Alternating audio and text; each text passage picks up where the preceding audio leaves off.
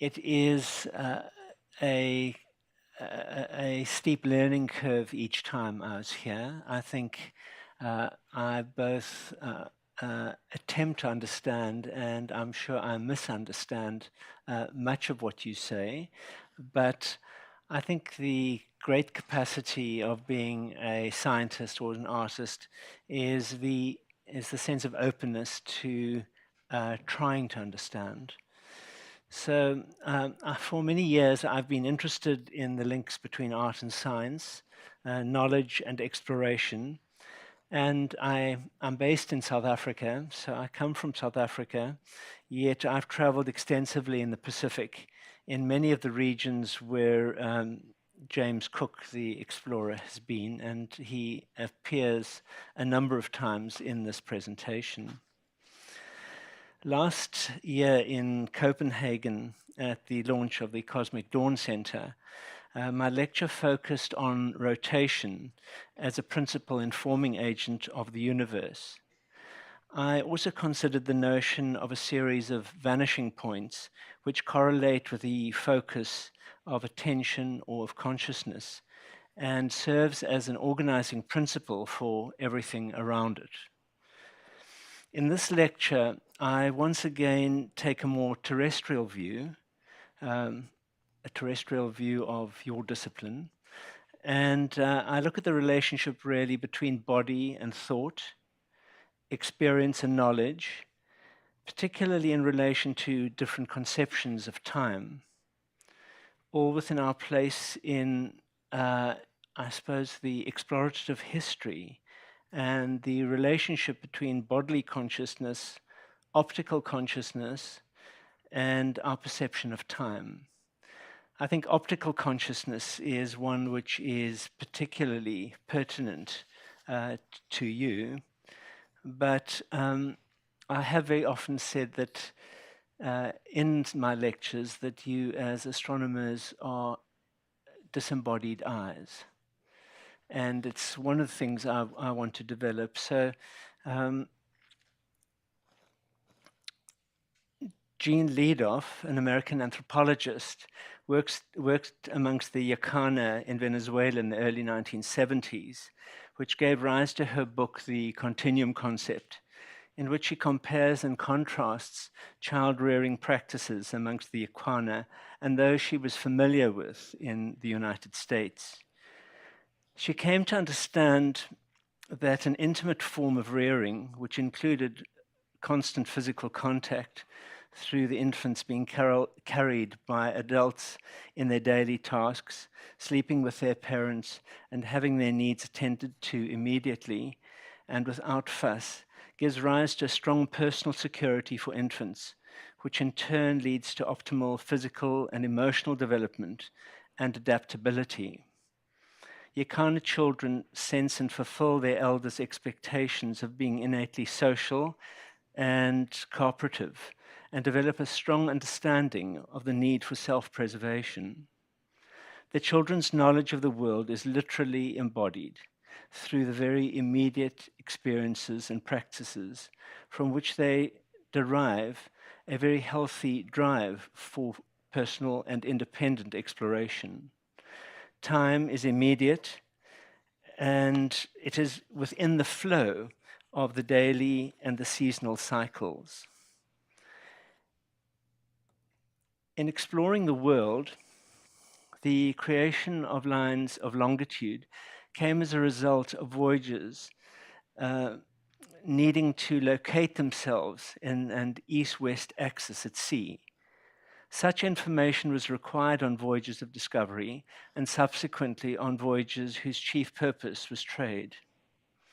In order to know one's longitude at sea, one needs to know what local time is aboard the ship and also the time at home port or another place of known longitude at the very same moment. So they need to be understood simultaneously. For this, accurate timekeeping was essential and gave rise to a massive international competition known as the Longitude Prize, which was grudgingly bestowed on a British watchmaker and carpenter, John Harrison, in the 1760s and 1770s for his maritime chronometer.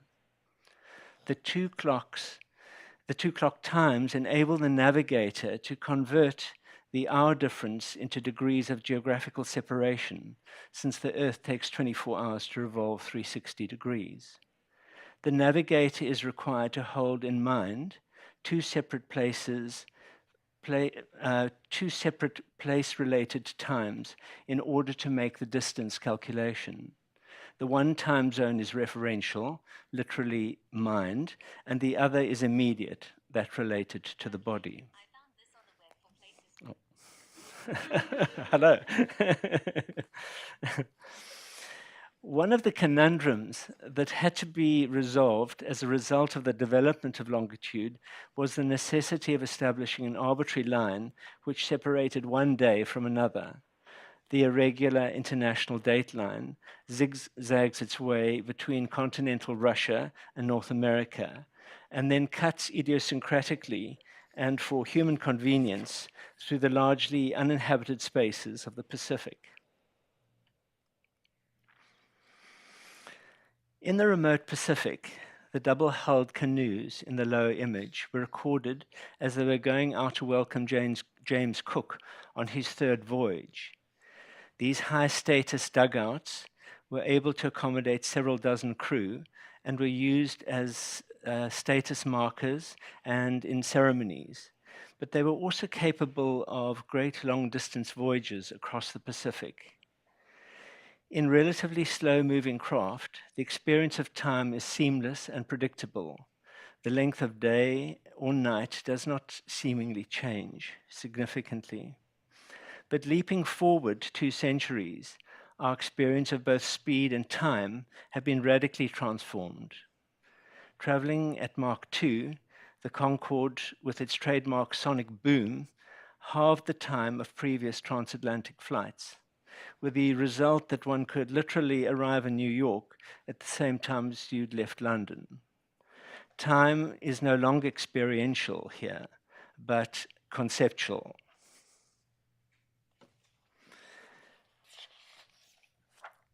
This map of Brandon Rieschel's shows the world's time zones without reference to land masses. It highlights the artificiality of these boundaries. Time zones are intended to solve the problem of different solar times around the world, where solar time refers to the time it feels like, based on the position of the sun in the sky. In looking at the series of vertical lines that relate to longitude, one recognizes that the irregularity of the international dateline is not so odd after all.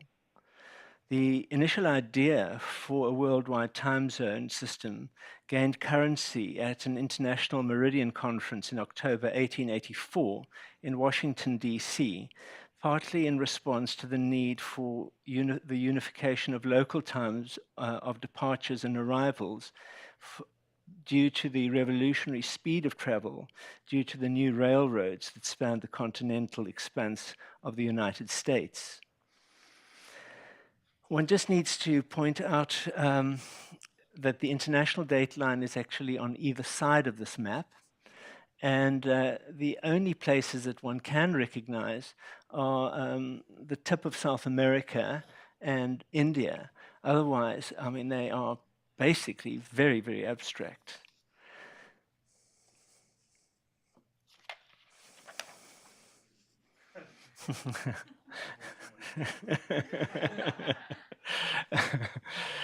As Yuri Gagarin, the Russian astronaut, orbited the Earth for the very first time in April 1961, and John Glenn, the American, the same in Friendship 7 in the following year, human beings were able to view the complete globe of the Earth for the first time. Here you can notice the Red Sea, you can see the Arabian Peninsula, and you can see India. Glenn viewed the Earth from about 160 kilometers above its surface as he orbited it in just 4 hours, 56 minutes, while Cook's first circumnavigation of the Earth took from August 1768 to July 1771, a period just short of 3 years. Since the time of the Greeks, it had been surmised that the Earth was spherical, and proofs had been set up to confirm the hypothesis. But here finally was ocular proof of the fact that it was a sphere. However, proponents of the Flat Earth Society still remain numerous enough to organize annual conferences where they confirm each other in their dogmatic views. While science is susceptible to the inclusion of new knowledge and committed to accounting for anomalies, unfortunately, dogma is resolutely fixed in its beliefs.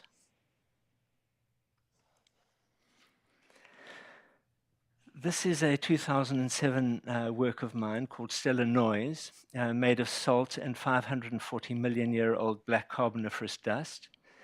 And it represents distant galactic positions in the 2-square-degree field, pinpointed by X-ray, infrared, and radio telescope data.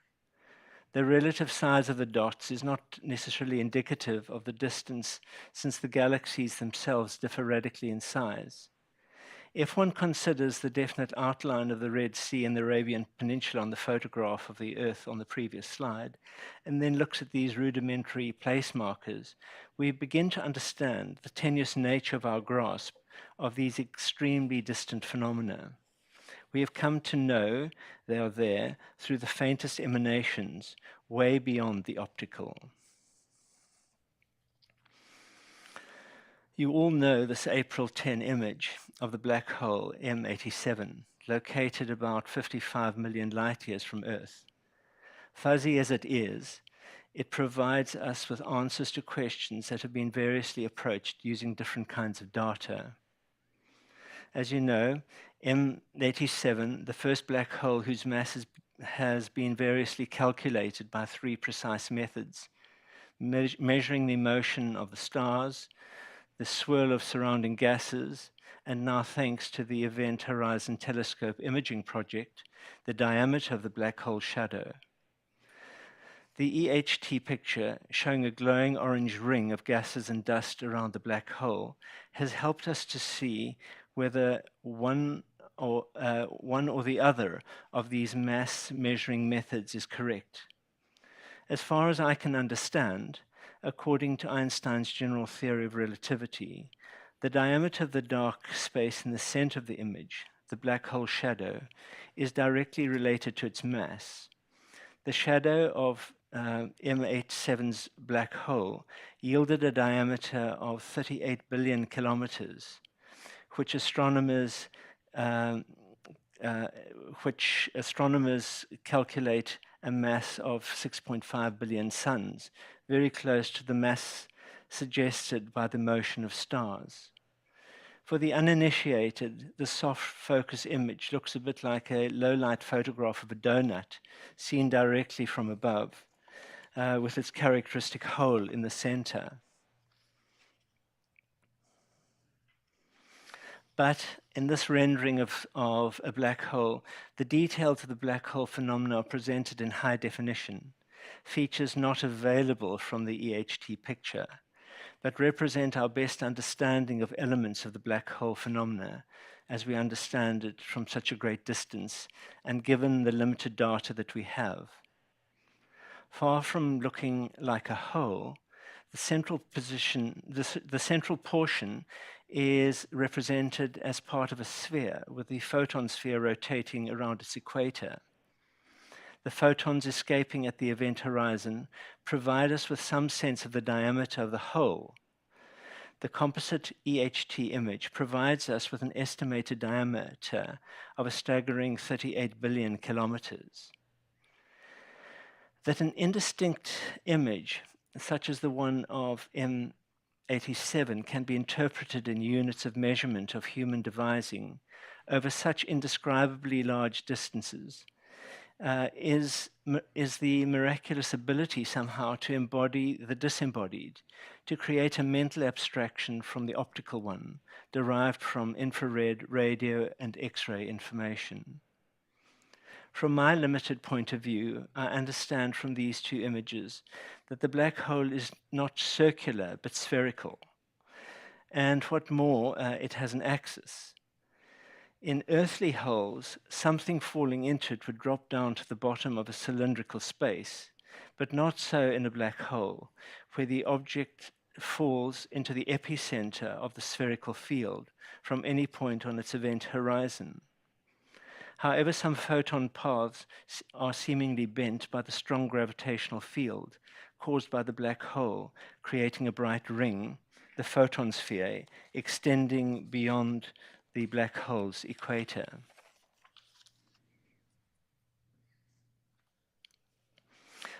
For you as astronomers, the 8 telescopes that participated in the Event Horizon collaboration is taken for granted.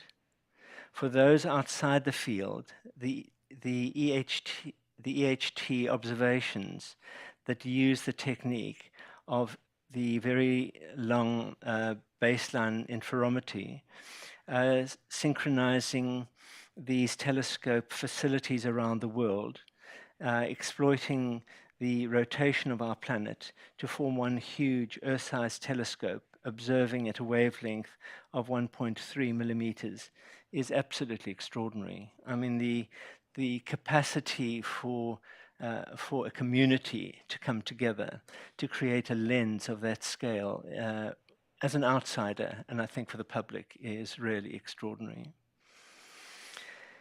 In 1716, Edmund Halley, an English astronomer, had proposed a method of calculating our distance from the Sun, the astronomical unit using the transit of Venus.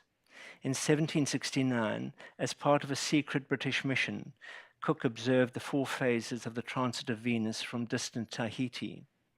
2 other independent observations were also made by Green and Solander with their own telescopes. So in contrast to the 2019 consortium of this worldwide telescope focusing its octoscopic views on M87, we have this extraordinary international collaboration, a reflection of a common intent that sets its sights way beyond the Sun or even our local solar system, but into the distant reaches of our galaxy. You all know the telescopes that were used, some which we have used for Cosmos, the Atacama Large Millimeter Array, Heinrich Hertz Submillimeter Telescope, the James Clerk Maxwell Telescope, the South Pole Telescope, Atacama Pathfinder Experiment, IRAM 30 Meter Telescope, Large Millimeter Telescope, and the Submillimeter Array.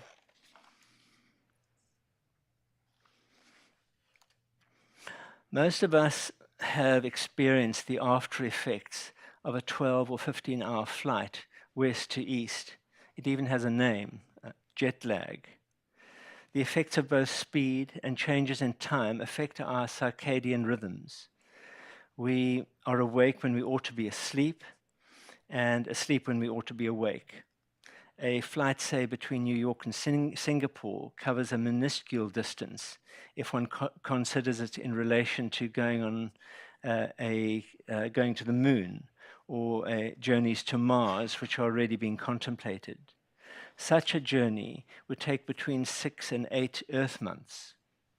The possibility of traveling beyond our solar system or galaxy at present is beyond conception, both in terms of bodily constraints and human longevity. However, in studying the 2-square degree field, our minds are able to project themselves across distances, viewing successive galaxies as we attempt to grasp the structure of our universe. The data gleaned enables us to understand unfathomable distances, far beyond where our bodies could possibly go. In studies such as these, and such as making sense of a black hole, the mind goes far beyond the constraints of embodiment. The mind goes far beyond where the body can follow. The possibility of traversing galactic distances was considered by none other than Einstein and his assistant Nathan Rosen in a 1935 paper. They envisaged spatial shortcuts that might someday make interstellar travel possible. Such hypothetical connections between two otherwise separate parts of the sheets of our universe we now know as wormholes. For those of us who have experienced the cramped discomfort of long-distance flights in economy class in particular, will appreciate its relative luxury when we consider that 3 men were confined for 8 days in this Apollo 11 capsule as they traveled to the moon and back. The exterior of the capsule shows the effect of the extreme heat generated by the friction of re-entering the Earth's atmosphere. In this tiny space, the 3 men not only had to be protected from the extremes of speed and heat and cold, but also to have an interior atmosphere that was conducive to life.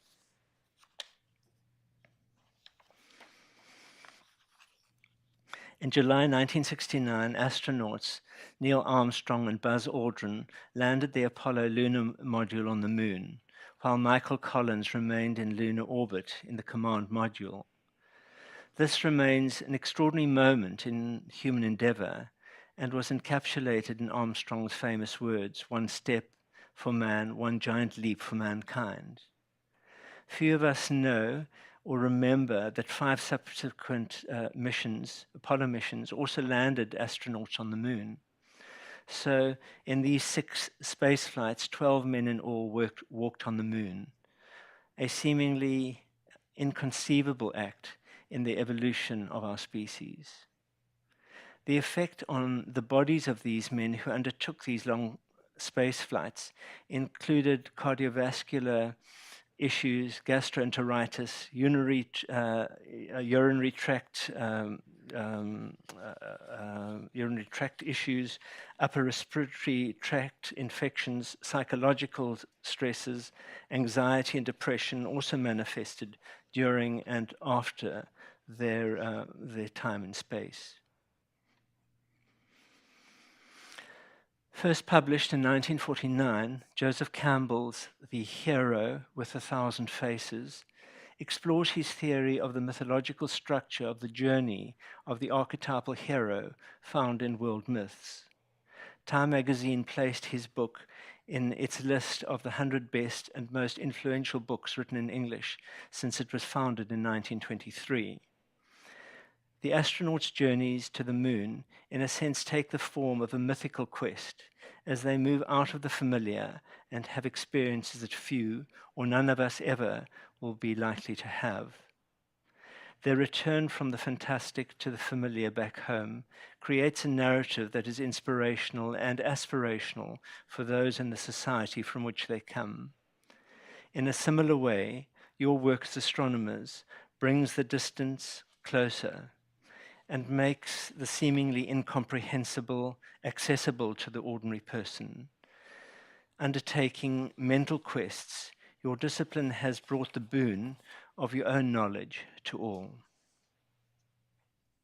It's extremely important. I think you take it for granted because of the detail that you work with, but it is an extraordinary endeavor. Filmmaker George Lucas acknowledged Campbell's influence in the making of the Star Wars films. The films deal with many of the tasks, challenges, and archetypal figures associated with the hero's quest. Lucas takes such journeys beyond the terrestrial and places them in a galactic context, which brings with it unique challenges. The film represents elements that need to be managed in futuristic space travel. The films have captured the imaginations of generations of viewers with its spectacular science fictional technologies, extreme distances traveled in fantastic spacecraft, time warps, and visiting other planets. The ability of Lucas and his special effect co-workers have created an alternate reality, one which might well in time become reality.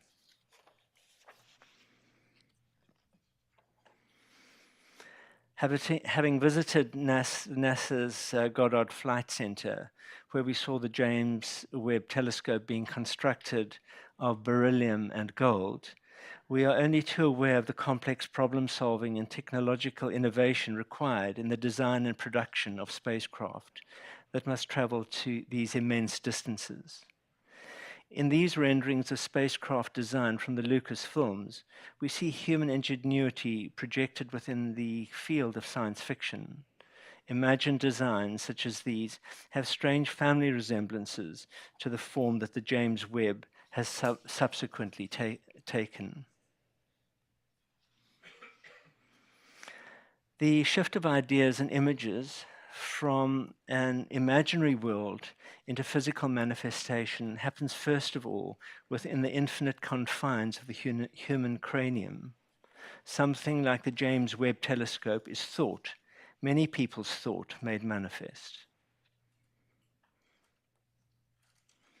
We take gravity so for granted as a form of organizing principle in our environment. We know if we drop a spoon that we have to look down on the floor to find it. It has somehow not fallen upwards towards the ceiling. We stand up straight and we are aware of the relative fixedness of the world around us. It is an embodied relative fixedness of the world around us. It is an embodied awareness of our context.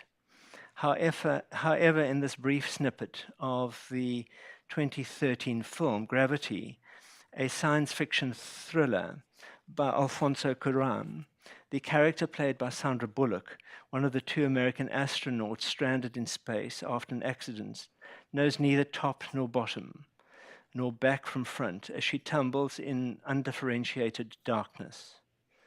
The film graphically portrays the stress on the human body once it is out of the gravitational field. The film captures the impossibility of survival if one is marooned in space in a non-world. For Bullock's character, there are no gravitational or other coordinates that she can use to make sense of where she is. In films like Gravity or First Man, viewers are able to experience vicariously the stresses of what it might mean to travel within our solar system. It remains inconceivable in real terms what intergalactic travel might be. At this point, it is only the mind that can project itself into these enormous depths. It is, in a way, I think travel travel for us into deep space is most probably as inconceivable as travel on the Concorde would have been for Cook or for his Hawaiian hosts in their Great War canoes. Bullock, as the astronaut, falls into undifferentiated darkness, unknowing without a gravitational field. However, this undifferentiated darkness, as we know it does actually have structure. The work of the mathematician and theoretical physicist Henri Poincare created a new form of mathematics called the quantitative theory of differential equations, and showed how it was possible to derive the most important information about the behavior of a family of solutions without actually having to solve the equation, since this may not always be possible. An approach he used to solve problems in celestial mechanics and mathematical physics, as he realized that this mathematics could be used to model the behavior of multiple bodies in free motion within the solar system. In his research on the three-body problem, Poincare became the first person to discover a chaotic, deterministic system which laid the foundations of modern chaos theory. Poincare identified the fact that there may come a point at which a function takes on an infinite value, especially in space-time, when matter is infinitely dense, such as at the center of a black hole. These points he called singularities. In photographing M87, the Event Horizon Telescope used multiple sightings with a common pointing to create the image of the black hole. The black hole formed the focal point of these sightings. The convergence of these foci resulting from triangulating and timing of the view of M87 places it at a common optical vanishing point. However, the black hole itself is a vanishing point of another sort entirely. Its gravitational field draws in photons and compresses them into an ever-diminishing space. This notion that the matter in a black hole diminishes even as it draws material into itself is completely counterintuitive to our earthly notion that if one puts things into a hole, it will certainly fill up. On the other hand, orthogonals in perspectival renderings converge to an optical vanishing point, structuring space from a single viewpoint using an imposed convention. The vanishing point in both these images are precisely delineated and constructed. The converging lines do, however, refer to a fixed point in continuous space. As the car travels, the vanishing point for the driver will consistently move ahead of it. One is never able to actually stand on the vanishing point, a contrast to the black hole into which things literally vanish, while the vanishing point is constantly elusive. Ilya Prigogine, the winner of the 1977 Nobel Prize for Chemistry, together with Isabella Stengers, in their 1996 book, The End of Certainty, proposed a new model that places humanity in direct communication with nature and not in opposition to it. They challenged the Newtonian paradigm of a mechanistic world where chance plays no part. While the Newtonian model emphasizes order, stability, equilibrium, their new paradigm embraces disorder, instability, disequilibrium, and temporality, or a heightened sensitivity to the flow of time. The world is seen as spontaneous and self-organizing, allowing for a unification of biology and physics. They related their theories strongly to psychology, consciousness research, and social transformation. Far from reducing science to timeless laws, Prigogine and Stengers regard time as an intrinsic factor in the flow of change and of evolution. We as humans have always been fascinated by the idea that life similar to our own might exist elsewhere. The search for planets that orbit in a star's habitable zone where it could be possible for liquid water to exist on the surface has relatively recently intensified. Planets of this sort we know as exoplanets. We remember the first scientific detection of planets of this sort, the exoplanets, recorded in 1988 and confirmed in 2012. As of April this year, 4,023 planets have been confirmed in 3,005 stellar systems.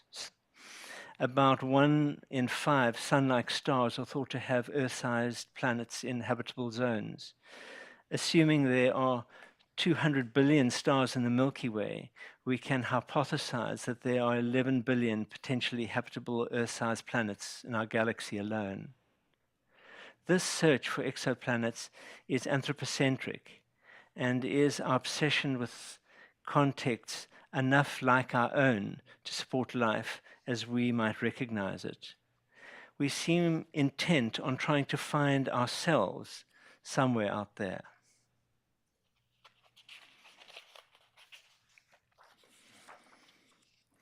Returning once more to Cook, whose voyages were scientific expeditions equipped for systematic observation and inquiry.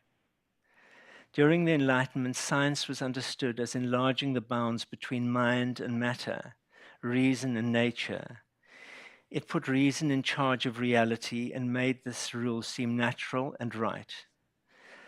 The man of reason was objective, detached, dispassionate, free from emotion and weakness. And Cook, the great discoverer, was the epitome of such men, who, as he put it, that ambition leads me farther than any man has been before me, bringing the edges of the unknown into the light of rational understanding. The image shows Cook's arrival at Kealakekua Bay on the big island of Hawaii. On the far right, you can see a stone wall, which is the temple where he was first welcomed as a god, and the ancestral burial grounds are on that cliff face, which is known as the Way of the Gods. During his third voyage, Cook's extensive exploration of the world comes to an untimely end on February 14, 1779, here at Kealakekua Bay. In attempting to reclaim a rowing boat needed for coming ashore, a skirmish ensued in which Cook was clubbed to death, and the chaos ensued with sailors firing. For the last decade of his life, James Cook had spent much of his time in Polynesia, where the cosmos and the self were understood quite differently from the objective, dispassionate thinking that informed Cook's Enlightenment thinking. Here in the Pacific, mind and heart were not split, nor mind and matter. They had a generative relation, and from them came the world of darkness, or Po, and then the wind of life, generating forms of the phenomenal world, the world of light, through eons of genealogical exchanges. Within the Hawaiian belief system, to name something was also to claim it. Perhaps this is not too dissimilar to the Western practice of scientifically naming and laying claim to plants, insects, animals, stars, and galaxies. Nowadays, in the high altitudes on the rim of the extinct volcano Mauna Kea, way high up beyond Kealakekua Bay, the contemporary telescopes scan the distances and places unimaginable to Cook. This is a 2011 drawing of mine called Cook's Death and the Way of the Gods, Kealakekua Bay. The imperial white obelisk marks the site where Cook was felled. Its pristine form, strangely out of place in this island context. Below the Way of the Gods, the memorial marks a fateful error in understanding and a tumultuous clash in beliefs. Way below our telescopes on Mauna Kea, the remoteness of this memorial, placed on the edge of this undisturbed archaeological site, has struck me powerfully as being very poignant on return visits.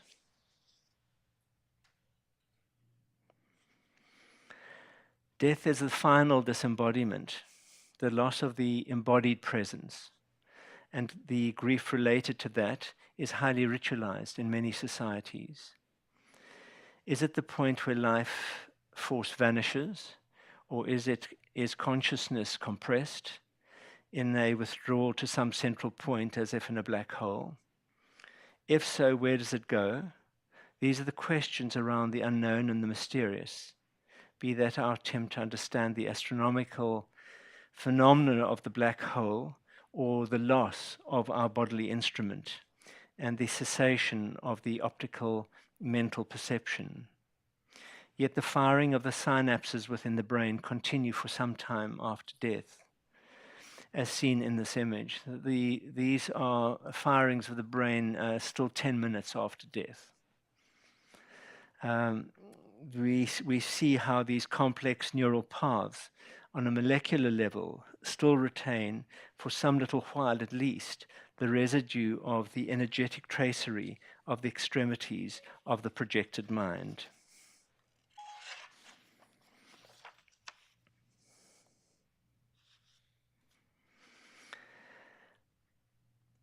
This is a drawing I did many years ago of the 2 square degree field, and this is the shared focus of all of us here in this room and over many years. Our minds converge on the seemingly small but infinitely deep field as we attempt to understand how space has been created and populated. The study of the phenomena of galaxy formation, dark matter, dark energy, stellar and galactic densities are the merest touchstones of the nature and the structure of our universe. The examination of the external complexity compels the creation of a similar internal complexity. So far as we have to reach out, so far do we have to reach in. The extremities to which the mind can travel in order to understand manifest phenomena is the exclusive prerogative of the relationship between I and mind. The deep desire for other senses to experience the world beyond drives the development of technologies that enable us to travel in space, be it by the creative ingenuity initially promulgated in science fiction and space technology, leading in time to its realization. Considering Cook's voyages, the Concorde, Apollo 11, and the James Webb, quantum leaps are possible. Yet the body lags behind the mind, leading to the tension between the embodied and the disembodied at the very center of our practice. Thank you.